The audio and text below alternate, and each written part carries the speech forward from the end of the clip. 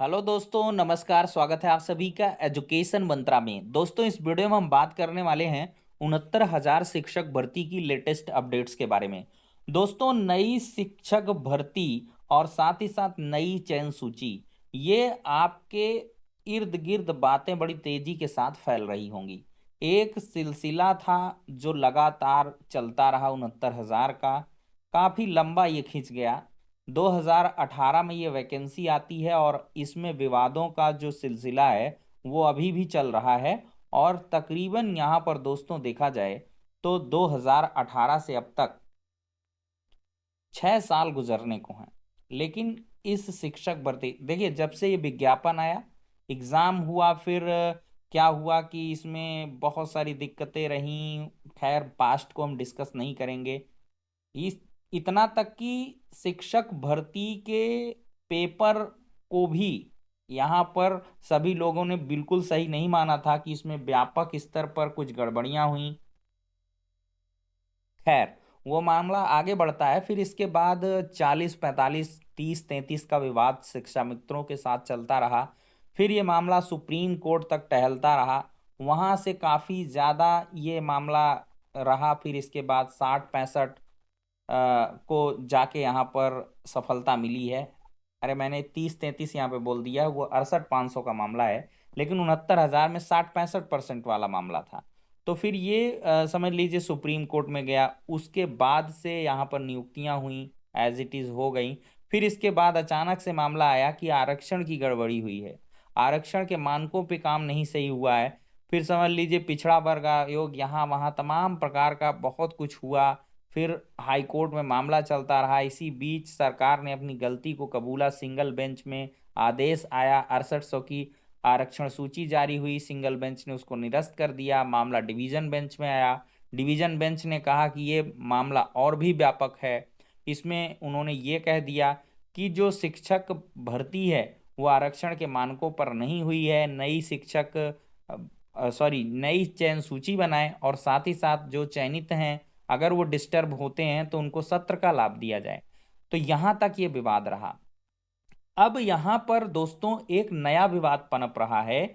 नई चयन सूची में सरकार इस बिंदु पर माथापच्ची कर रही है कि जो अब तक चयनित हो चुके हैं, सरकार के कह लें कि संरक्षण में जिन्होंने नियुक्ति पत्र पाया है, तो वो नहीं चाहते हैं कि हम किसी को डिस्टर्ब करें।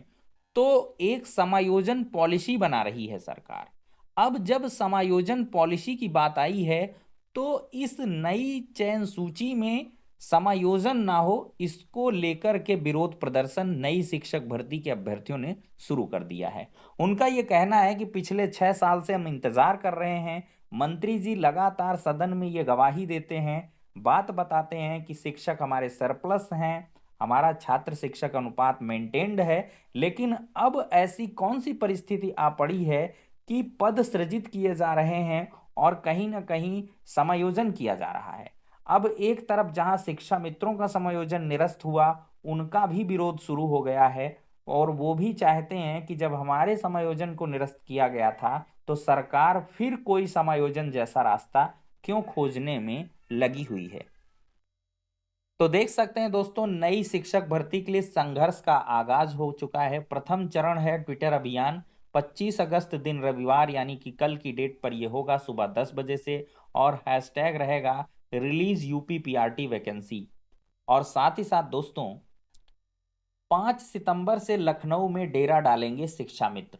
उत्तर प्रदेश प्राथमिक शिक्षक संघ के आह्वान पर लंबे समय से आर्थिक तंगी से जूझ रहे प्रदेश के 1,40,000 शिक्षा मित्र 5 सितंबर शिक्षक दिवस से इको गार्डन में धरना देंगे। उत्तर प्रदेश प्राथमिक शिक्षा मित्र संघ के कह लें प्रदेश मंत्री कौशल कुमार सिंह ने बताया है कि इसके बाद 6 सितंबर से बेसिक शिक्षा निदेशालय पर समस्या के समाधान होने तक अनिश्चितकालीन धरना प्रदर्शन शुरू करेंगे।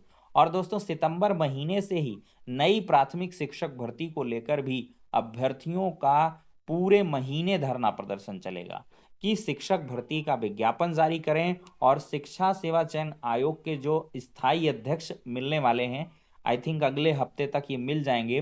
तो इनमें आने के बाद जब कोरम पूरा हो जाए, तो जो कैलेंडर निकले उसमें प्राथमिक शिक्षक भर्ती को जरूर जगह मिले। ये देख सकते हैं दोस्तों, अध्यक्ष के लिए 25 को साक्षात्कार होगा। शिक्षा सेवा चयन आयोग को जल्द मिलेगा मुखिया। इसके बाद शिक्षकों की चयन में आएगी तेजी। अब बैक टू ट्रैक आते हैं। 69,000 शिक्षक भर्ती, चयनितों के समायोजन पर माथापच्ची शुरू।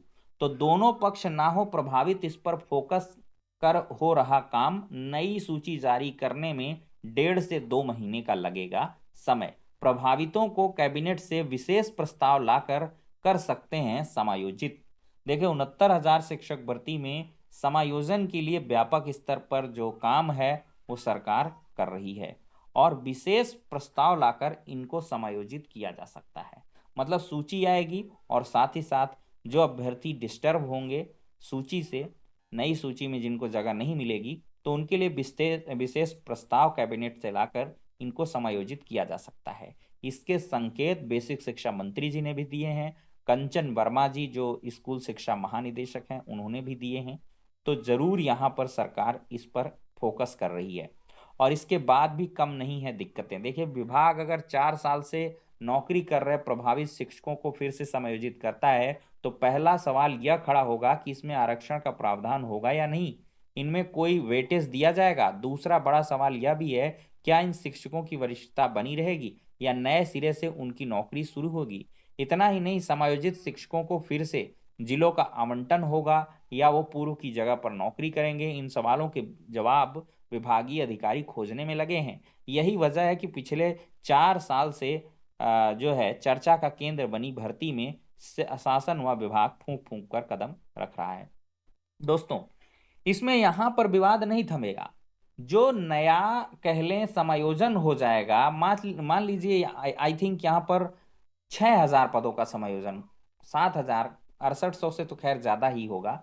मान लेते हैं 10,000 पदों पर अभ्यर्थी बाहर हुए, इनका समायोजन हुआ। तो इसमें सबसे बड़ा सवाल ये होगा कि जो शिक्षक भर्ती के 5,000 पोस्ट हैं, ये कायदे से देखा जाए आरक्षित वर्ग इसमें भी केस करेंगे कि ये पोस्ट क्रिएट हुए हैं, तो इसमें आरक्षण के मानकों का आपने कहाँ ध्यान रखा है। इसमें 27% ओबीसी को, 21% एससी को आरक्षण मिलना चाहिए, 2% एसटी को। इस प्रकार के आरक्षण के मानकों के आधार पर ये 10,000 पदों पर अगर कोई नई वैकेंसी आती है, अगर सरकार समायोजन नहीं करती है, नई वैकेंसी आती है, तो इस 10,000 में तो 27% ओबीसी, 21% एससी, 2% एसटी को सीटें मिलती। लेकिन ऐसी सूरत हालात में इन 10,000 पदों पर सिर्फ और सिर्फ जनरल के अभ्यर्थियों को ही, यूआर के अभ्यर्थियों को एडजस्ट किया जाएगा, ये भी सवाल है। तो देखते हैं किस प्रकार से सरकार इस सारे सवाल को अ, अच्छे तरीके से सुलझाएगी। और साथ ही साथ अगर कोई मामला सुप्रीम कोर्ट जाता है, किसी भी कोर्ट में जाता है, तो क्या ये जो अलग से समायोजन होगा यह टिक पाएगा या सुप्रीम कोर्ट इसमें क्या कहेगी। क्योंकि 69,000 की वैकेंसी है, तो 69,000 के ज्यादा पदों पर कैसे वैकेंसी कर सकते हैं। विशेष परिस्थितियों में पदों को घटाया या बढ़ाया जा सकता है, ये चीजें मेंशन है। खैर देखते हैं, ये बहुत बड़ी अभी लंबी जंग यहाँ पर चलने वाली है। थोड़ा मैटर सियासी भी है। यहाँ पर राजनीतिक लोग भी अपने स्टेटमेंट को देते हैं कि आरक्षण नियमों का पालन हो। केशव उप मुख्यमंत्री ने भर्तियों को लेकर अफसरों को निर्देश दिए हैं। तो दोस्तों, यहाँ पर आरक्षण के नियमों का अक्षरशः पालन किया जाए, सभी रिक्त पदों की सूची उपलब्ध कराई जाए। उन्होंने यह भी निर्देश दिए हैं कि विभागीय बजट का 100% उपभोग सुनिश्चित करने का काम अधिकारी करें। तो कुल मिला के ये सारी चीजें यहाँ पर देखने के लिए मिल रही हैं। और नई भर्ती के अभ्यर्थी इस बात से काफी नाराज दिखाई पड़ रहे हैं कि किसी भी सूरत हालात में नए पदों पर उनको मंजूर नहीं है कि समायोजन हो। अब ये ट्रायंगुलर लड़ाई हो रही है। एक तरफ शिक्षा मित्र भी हैं, एक तरफ नई शिक्षक भर्ती वाले हैं, एक तरफ जो चयनित हैं पहले से युवार हैं। तो ये बहुत सारी चीजें हैं। और आई थिंक मुझे जो लगता है कि ये मामला सिर्फ और सिर्फ सुप्रीम कोर्ट से ही क्लियर होगा। सरकार अपने तरफ से पूरा प्रयास करेगी अभ्यर्थियों को यहाँ पर कि बाहर ना होने पाए, उनका मतलब समायोजन करेगी, कैसे भी पोस्ट क्रिएट करके उनको एडजस्ट करेगी।